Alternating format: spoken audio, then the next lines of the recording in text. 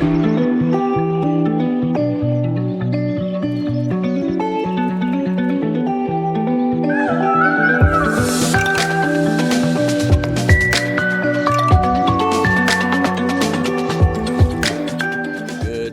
afternoon, or good evening, wherever you are. Welcome to Project Terroir, Episode 3. I'm Latham Woodward, your host.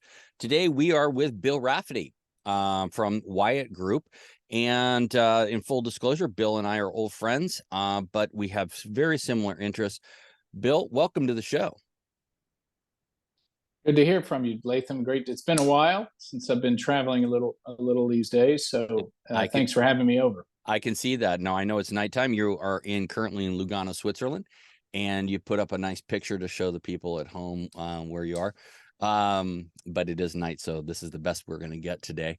Bill, I've known you through a relative and mutual friend, and why don't you tell the people your background? You came from a farming family. You come from a farming family in Wyatt, Missouri. Why don't you tell the people about your background and what you did in that past life? Okay. Yeah. No, thanks, Lath. I grew up in, as you said, Wyatt, Missouri. My family's been farming there for 5 or 6 generations. And initially it was a cotton farm, cotton and alfalfa. Then the last, say, 40 or 50 years, it switched over to soybeans, corn, wheat, and rice, mostly dry land and irrigated crop land.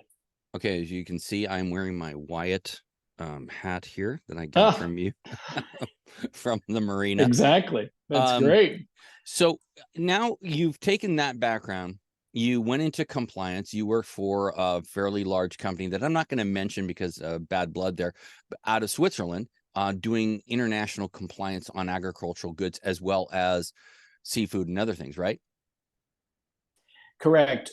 A precursor to that, I was physical trading as well as futures and options trading, which helped me to lead me into the sustainability, supply chain verification, and literally on the ground, on the farm, work with growers all the way through the supply chain to finished goods on store shelves. Okay. And here's the funny thing is when I first met you, about 5 years ago now, you came to an event we had in Beverly Hills for my product Shuggies, and you asked a lot of questions that night of me, and I got intrigued, and we became friends, and ended up doing a lot of things over the last 4 years to get 4 or 5 years together. And really, you've been trying to get compliance and standards and practices really initiated into the cannabis field.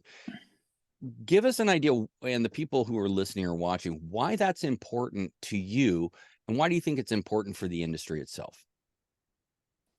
Well, coming from traditional agriculture, and one area that we excelled in, we put about 10 years in West Africa in the cocoa space. So, the hot button, that's one of the hot button commodities that's ultimately a food product, i.e. chocolate, child labor, female support and empowerment, and social infrastructure work. Global gap, of course, what you spray on the crops, how you cultivate them, how you harvest them, and all the safety behind that crop.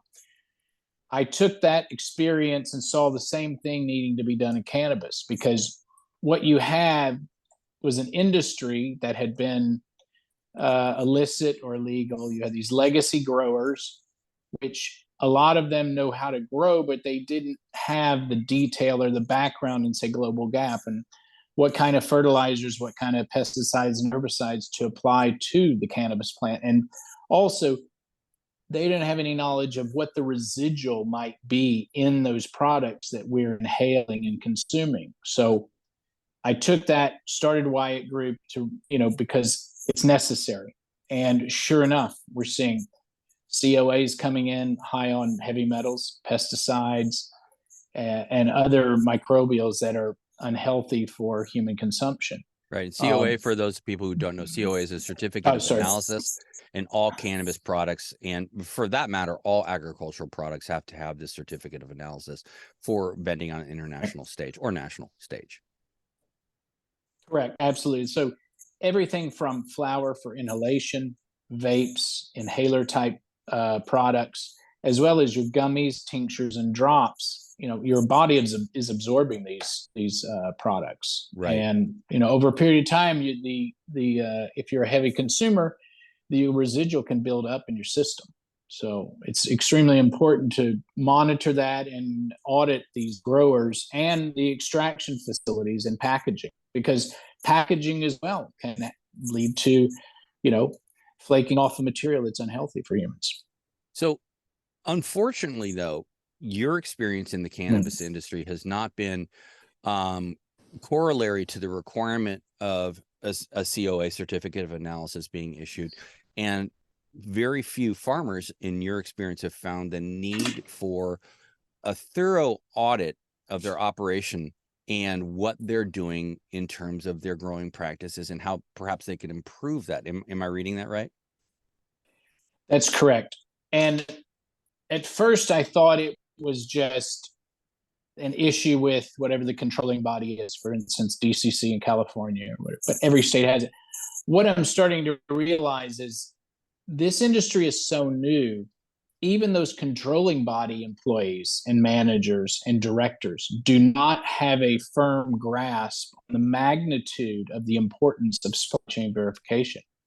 They don't realize that using the wrong, a certain type of fertilizer or pesticide or herbicide can actually be very harmful to humans later on. Packaging, because my partners in the food side, we're learning a lot about packaging and the absorption of materials from various packaging that gets onto the product that we're consuming. And I think there's a serious lack of knowledge and education within the industry. And I don't think anybody is to blame for this. I think it's just we don't know what we don't know. And we need to take a closer look at food and ag and replicate those programs, because this is exactly, you got food products, gummies, right. Smoking, vapes, all these things it's the same thing as consuming food or beverage. So that in itself is the gap, you use that term again, but not in the global gap sense, but that is the gap in understanding between, fine, it's great you have a certificate of analysis, right? But that is for the actual cannabis or hemp. But correct. What you're missing here is the packaging and regenerative, recyclability, types of packaging. What are they? Are they heavy PTE, PTFEs? Are they releasing chemicals? Are they plastic? And are those BPE plastics? I don't see anything within the regulations of cannabis right now that say none of these things, especially shit like BPE, which is like already been proven to be super harmful for children, banned years ago when my daughter was an infant. So those little sippy cups that were all BPE, they got banned. But I don't see that in cannabis at all. Has that been your experience? Nothing out there. Nothing. There's nothing out there. They're not even, because even the beakers with which they're using for the extraction and distillation process, you need to be monitoring the type of glass you're using in those processes. And it doesn't even touch what you said about packaging. There's zero regulation or oversight or even study taking place on any residual that comes off of the packaging onto flour or gummies. Now, when you look at a beverage, they have lined the inside of that can because, as we know, some of the CBD and the THC will leach out and stick to the side of the can. But we don't even know what that label may be transferring into the beverage on the reverse direction. So, we've done nothing. Now, I'm sitting here in Europe, and they're, in a sense, head and shoulders above where we are in the US, and they take a very strong look at all these issues. And I find it quite promising over here, even though they're far behind us. They are taking a very serious approach to this and applying a lot of their food and bev rules and regs to what they're going to put into their medical and rec programs in the cannabis side. So what you're saying, though, is behind us in terms of cannabis law. Not packaging. Absolutely. And also, I know they're way above us in packaging. Correct. Now they're far behind us in cultivation and production of THC infused products, but in terms of the packaging and the tail end of the supply chain, where we'll be the consumer, they are light head and shoulders above the U.S. Okay, and so let's go back a little bit too, and then let's talk about. We'll go from the dirt, as this podcast is called, Project Terroir. It's about the soil, right, and the terroir of the area. With respect to just in terms of people's knowledge, in your experience as a farmer, when you were doing that, and your family still does it, what effect does a specific piece of dirt land have to do with the outcome of the crop in that land? Like in your experience, so we're talking to, let's say, a lay audience, right? They don't understand this. What if do you, let's say in Missouri, or I think you're in Kentucky too, do you have specific areas that are like, we know wheat grows here and sorghum does not? We know whatever lima beans grow here and this does not. Do you identify things as a farmer? So from a perspective of traditional agriculture, are you looking at these things when you're planning your planting? 100%. For instance, we have different types of soils. Right now in the Midwest, we're going through a pretty significant short-term drought. We're using a lot of irrigation. We have a lot of heavy dirt in Missouri, black gumbo dirt. People, sort of scoff at it, but in a dry year, it's very good because it holds moisture. Okay. We have other farms that are sandy. We'll plant things like wheat or more droughty crops on there, like grain sorghum or a milo is what it's called, in those areas, because they grow better under drier conditions. And that type of soil does not produce, the higher value crops like soybeans and corn. Specific types of soil per crop. 100%. You're absolutely right. And we will rotate crops year to year if we see a weed infestation or a nematode issue. We'll put different crops in certain areas to combat those issues and clean that up, so that we can go back to some of these other crops. Sure. For those who don't know, what's a nematode? It's like a bacteria within the soil that attacks other crops, and basically it's like, I don't know if it's a nitrogen fixing type of issue or not, but we'll put, say, for instance, soybeans in there and it will clear that up. Okay. Or corn. So yeah. So even in traditional agriculture, there's a recognition that you can't grow everything everywhere. And then certain things will have, would you say they'd have like for soybeans, do you think if you grew it in this black gumbo, as you say, or the drier sandy soil, if you did a parallel crop at the same time, you did soybeans here and these two different types of soil, would you get a taste profile difference? Yes. Now, a lot of the soybeans that we're growing are going for feed or oil. So we would be consuming that soybean oil, and they're producing higher quality, healthier, high oleic oils. So yes, you will have a different taste profile. Okay. And this is similar to possibly a cannabis. You can find, you know a lot more about cannabis production than I do in terms of your time in the industry, but you're absolutely right. There are different types of soil that produce a different taste profile. I would think it's similar to wine in certain areas. Sure. I think you have a bit of background in that one as well. So yeah, I mean, the what I'm getting here at too is the reality is these things matter, whether it's cannabis, hemp, soybeans, sorghum, wheat, barley, rice, they matter. And so the terroir of a given area is something that you or your brothers or your dad as a farmer recognize, and you through generations of this process have identified places on your farming lands that yield something better, and for specific reason they're better in that place. And I think that's the gist of this, and that's why when my first two introductory episodes of this show, I said, we're not going to just have cannabis farmers on. We're going to have all sorts of farmers on. And so that we can talk to them about their experience and why things work and why things do not work, and why terroir and the ground things are grown in is important. So, so we got your background now, Bill. And now, so what has been the resistance, and maybe I'm gone over this already, but what's been the resistance? Is it a cost thing that people don't want to get into and they don't feel it's necessary? It seems to me, and part of Project Terroir is our THC, Tamalpais Holding Company, new venture, that we're going to be bringing out the farmer as our primary thing, about really exposing the farmer and showing what they do and why they do it. But has cost been the big prohibitive thing? We had found that in the beginning, when things were running and people had a lot of money to spend, we saw more people looking at the compliance and audit side. There's a missing connection here, because running an audit actually helps to create efficiencies in your organization. But the people that are holding the checkbook aren't making that translation. They're not realizing that $5,000, $10,000 audit, will keep you from getting fined and or shut down.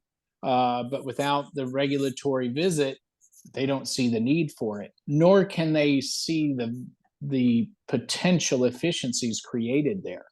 I mean, so let's talk about potential efficiencies. Okay, that's a really good point, because it seems to me that if a grower, regardless of what they're growing, has signed on to do compliance with you, then they could be every year come in and they could look at something. Perhaps they had a low yield one year, right? So you could efficiently come in and say, well, this is probably why. Through our analysis and our audit of your farm, we've noticed that certain fields here are getting excess water or something like that. So I see the efficiencies being built in, meaning that these things are necessary. And it's not just once. You can't do something like this once. It has to be like every year for 5 or 10 years, because that way you get a playbook about what you're doing, right? Yeah, you're right. I'll bring an example of efficiencies back in regular agriculture, but what we see is they don't have SOPs in place. So the actual employees or the managers, they're not used to systems. So they'll go out and sort of water half, or they'll overwater, or they think that they have the right application system in place when they may be overwatering, underwatering, or watering at the wrong time. Their trim teams might be, not as efficient as they could be. And trimming, as you well know, is extremely expensive, or can be. And also it affects the end result of the product. So these are a couple easy, low-hanging fruit items that can be dealt with to generate and create efficiencies. SOPs being one of the biggest, a playbook for every facility, grow, packaging operation is paramount, because what you put these systems in place so that you have a set of guidelines for your employees, and they're not wishy-washy, wondering what to do next, and these sorts of things. Here's an example back to traditional farming. My dad figured out that you do not need to flood rice. Wow. You can grow rice under pivot irrigation. The reason people flood rice is it keeps the weeds down. Well, guess what? You can put chemicals on that rice that are not harmful to humans. You use half the water, half the energy to pump the water, and also at harvest time, you don't have a muddy field that you rut up, and then you have to go back and then till the soil again to knock down the rut. So it's a super win-win on the rice side, and very similar things can be said for cannabis. I mean, I've talked to trimmers, trim teams, fertilizer application teams, pesticides, and lighting people, HVAC. There can be efficiencies created there where, you might not need to run the AC all the time, or a little bit of air, a little more air and less HVAC works quite well. Or in certain areas, you can use a swamp cooler instead of AC. And that takes about a quarter of the energy that an air conditioning system uses. Right. But you have to have the right climate for the swamp cooler, as you well know, growing up in the West. So these are just a few things that we come across that can make a lot of difference. Okay, so Huge difference in your bottom line. And as things are so tight, yeah. So let's talk about something that on your side of it, traditional agriculture in respect to cannabis. Is your family and people you know back there in Wyatt, are they doing co-planting with species of plants that aid in attraction of bees, for instance, and or keep weeds down, and they it's just there's a term for it, and I've got to come up with it, but it's where you're planting other species like mustard and other things around your plants to create a more biodiverse atmosphere for your plants. Is that something you're pursuing now in lieu of using more chemicals? 100%. We are starting on a small scale regenerative agriculture because we're trying to understand how it works. It's not organic, it's regenerative, in which no-till farming. You cover the crop, you cross the soil fewer times, less tillage, carbon sequestration. Also, we have beehives now set out in certain areas of farm, just like you guys have in California with all the bees and doing the almond farmers. But we have beehives around. People are now on the what we call the hedgerow. It's the barrier between your farm and the next guy's. A lot of now will leave wildflowers in there instead of just clear disking it and planting crops. No, absolutely. This is extremely important because we're starting to realize that we're killing the soil by over herbicide and pesticide. So there's a movement. It's a common misconception, and it's, I think, generated by certain people in this country who say, and it's disturbing, is like the farmers don't care.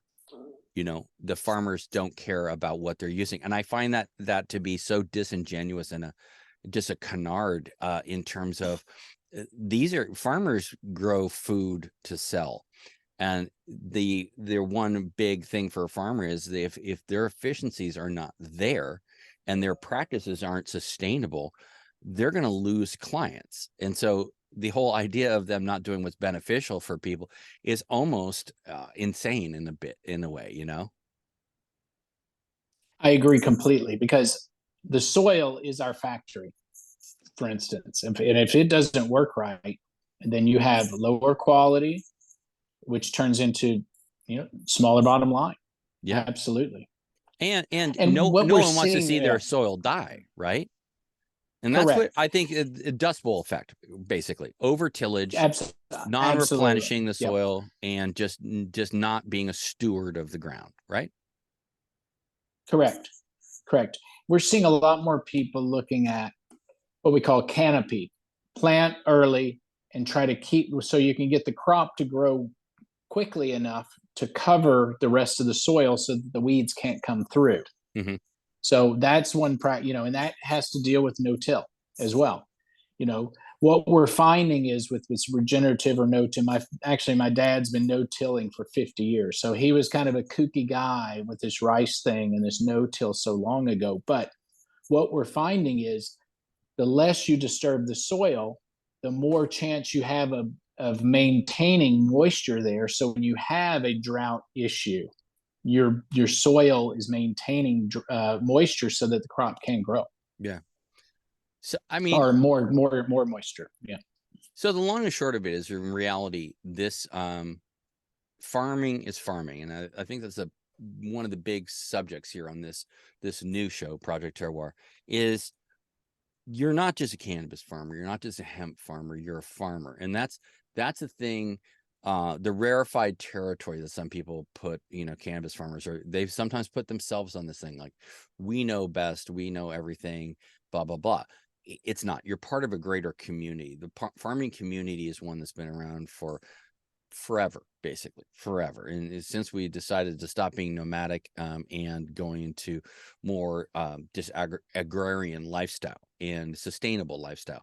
So the realities are that cannabis, hemp is part of our entire growing ecosystem, and practices that are in farming are all being addressed within this thing. And subjects like terroir, subjects like soil, and subjects like water, air quality, rainfall, all these things are valid. While we're talking about water though, Bill, let's talk about what, in your opinion, if you have one, you can just tell me. I know that some farms in Northern California have groundwater, but they are prevented from using that groundwater on their own farms and have to go to local municipality supplied water systems. Is this a good thing or a bad thing? Are there reasons behind this? You in California, not Northern California, because I think you got plenty of water up there, but they won't talk about it. Where I grew up and where my family is, we're 2 miles from Mississippi River. We can punch a hole in the ground and get water at 20 feet, 40 feet. And we have wells that are 120 feet and we're pumping 1,000 gallons a minute out of them. Oh, now, we're lucky enough to have the Mississippi River to replenish that reserve there. In the West, you have a tougher situation because you have extended periods of time without any rain to replenish that, and sometimes the snowpack is thin, so you don't really get that. Now, this is where water management can come in and aid these farmers, because I feel their pain. The water's there, why can't we use it, sort of thing. And and I don't want to get into politics here, but there are different issues in the West versus where we are in the Midwest, where we have no issue with water. Now, for the longest time, we didn't even have to register when we drilled a well. Really? And I think in California, it's like an act of Congress to get one drilled these days. So one thing I forgot to mention about the audit and some oversight in some of our grower experienced people we have on retainer, we've seen a group in the Midwest where they were growing 3 crops a year, 3 bad crops a year. Well, with the input from the audit and additional oversight from our grow manager, they were able to go 4 and 5 crops, really good quality. And that's one thing, it's an audit. And these guys were thinking, 3, we can't do any better than that. Well, they probably doubled their production, and the quality of their output was substantially higher than it was in the past. So it basically saved them. It saved them. I mean, they were making no money, and now they're probably breaking even and making a decent amount of money. So let's go down a path that is somewhat controversial, but I think you and I are in alignment on this one, and that is, do you grow weed in the desert? Is it efficient? Is it good for the environment? And I know it pissed some people off here, but growing weed in desert hot springs, DHS, is a tough one. I mean, number one, you're pumping water out of an aquifer, and you and I have both been to, I think it was the old Gold Flora place, I believe, or it was another company. Yep. Where we saw their amazing water treatment facility that I think they were saying cost them $1 million to get this thing in, because the water from the aquifer is heavy metal rich and all the stuff. So and they have to keep that running 24 hours a day. Their lights are on 24 hours a day. And I'm not going to say it was Gold Flora because I can't remember, and I don't want to cast aspersions here, but there was just an amazing amount of infrastructure just to grow inside. Yep. And it did not seem efficient to me. And I know there are many other growers out there in the desert doing this, and it just doesn't seem to make much sense, environmentally especially. I couldn't agree with you more. There are other places to grow it. I'm, sorry to say, if people in the desert want to grow cannabis, but if you get right down to the nuts and bolts of it, you should be growing it where you have access to resources that are replenished annually, and you won't stress the local environment or infrastructure. It's nice to grow it in the desert because you can turn the water on and off when you need it. Okay, we're talking either indoor or outdoor, because you take a look in the Middle East, a lot of these countries have stopped growing things like wheat and other crops because they have used up all their water. and they're importing their food. Now, you want to be food independent, produce your own food, but it comes to a point where you need to change your system, because without water you can't survive. So I agree with you on the desert thing. No, I mean, it doesn't make any sense. No, it doesn't make any sense. No, I mean, I can, if it was just a single state that was like barren, like, not barren, but like very desert oriented, like Arizona, I can see it, because that you don't have any options. And because because of powers that be, we do not have interstate commerce laws. You've got to do what you got to do. Well, that's right. So in Nevada and Arizona, I can see that happening.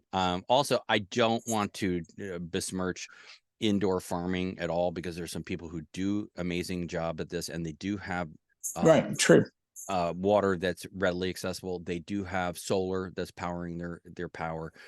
These things exist, especially, and if there's, the long story is in Northern California during the days of campaign against marijuana camp, they were, even in Humboldt, they were growing indoor, because they didn't want to get camped on, as they used to say, with the helicopters coming down and raiding the farm. So, I'm not going to go too high on that one, but sometimes it's a reality you need to face. So what is the future? I mean, are you looking to the future in cannabis as, yeah, it's going to change and these things are going to come, or is it just, it's a slow go right now? I think we're, having been in Europe now close to a month, looking at all the various countries and the rules and regs, meetings with people that have been, for instance, I think we discussed this earlier, meeting with a group that's been in business 9 years here. Yeah. It is a slow go. Instead of opening up the government for right or wrong, or good or bad, taking a slow path, because they want to do it right. They don't want it to explode. They're looking at some of the issues in the US where we have some problems. I do think it's going to get here, but it's going to take time. And even in the US, with all the bumps we have, the benefits of having cannabis accessible to the population far outweigh saying, it didn't work. It was a nice test. This didn't work out. I think it's here. It's not going to go away. I think that the powers that be realize that the benefits of this plant and the products that come from it far outweigh the negatives. But as you told me in an earlier conversation, there are no edibles there, no drinks yet, nothing. It's flower. It's flower. Mm-hmm. Medical is 80% flower here, and inhaling flower. I mean, look, it's better for you to inhale cannabis than it is 2 packs of cigarettes a day, but it's still, you're inhaling, and the other products are not available. Yeah, it's a hydrocarbon for sure. You're pulling in hydrocarbons into your body. Yeah, so it's interesting. So I want to thank you, Bill, for being here today and giving your perspective. You're always welcome back. If any advent thank you. Cannabis industry, or for compliance and regulations, and you want to talk about it, like if there's some big watershed moments coming, I'd love to hear about them. So feel free to come back on anytime. And so I just want to say thanks to Bill Raffety from Wyatt Group today. And Bill, keep doing the good work, and I think you'll be back in the States pretty soon. Hope to see you. And any shout outs you want to give to your website or anything like that? No, it's just wyattgroup.co. Look it up. Basically gives a background on what we did in regular ag compliance for close to 10 years prior to getting in the cannabis space. So if anybody has any questions, they can get in touch with me through you or through that. Either way. So it's wyattgroup.co. That's CO as in company, wyattgroup.co. And it's Bill Raffety here on Project Terroir today. Feel free, if you're a grower or you're concerned about the environment and you want to increase your yield through annual auditing, and you really want to take a hard, true agricultural look at what you're doing and get some analysis, contact Bill. You can, as he said, contact him through me or at wyattgroup.co. Bill, thanks for being on Project Terroir today, episode 3. And as always, this episode is brought to you by Shoogies, SHOOGIES. Find us at shoogies.com. Now, for those of you in retail, we are on the Cannabis marketplace. As always, too, this show is brought to you by THC. That's Tamalpais Holding Company. makers of amazing display methodologies for fine cannabis products. Bill, thanks for being here on Project Terroir. Thank you very much. I enjoyed it. Auf Wiedersehen to Switzerland. See you then. Exactly. Take care, buddy. Bye-bye.